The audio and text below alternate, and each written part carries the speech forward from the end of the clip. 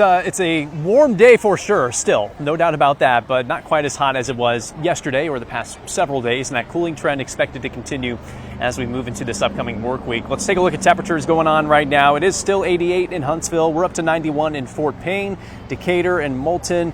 Basically, the farther south you are, the hotter you are at this moment. Meanwhile, it's 84 in Fayetteville. It's better than yesterday, It's still warm, but at least it's an improvement. 10-degree change in the drop, 10-degree drop in both Muscle Shoals and Haleyville compared to this time yesterday. As we head into this evening, we will have isolated showers and storms around the area, cooling temperatures into the 80s through 7 o'clock. And if we get a storm to develop later in the evening, that will eventually cool us down to the 70s as we head into the overnight hours. Here's our situation. The front that rolled through yesterday and brought some of us some storms has now shifted south of our area. It's close enough, though, to help trigger some scattered thunderstorms across North Alabama and even as far north as Tennessee at the moment. Right now on 31 Triple Doppler, we have a handful of storms in Jackson County and Marshall County, western DeKalb County as well. These are pretty isolated for the time being, but they are expected to become a little bit more widespread as we head into this evening and overnight tonight as well. So be mindful that you could get some brief downpours here and there, especially those of you east of I-65 through this evening.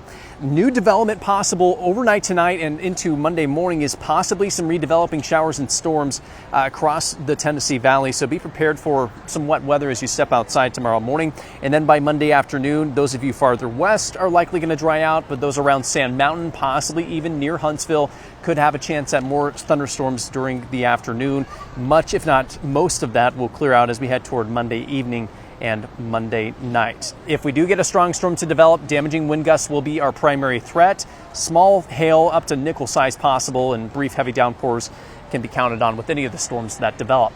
Forecast highs on your Monday looking even better. Mid-80s for most of us, including 86 in Huntsville. That cooling trend continues on Tuesday. 82 in Scottsboro, as well as Athens, and 83 in Decatur.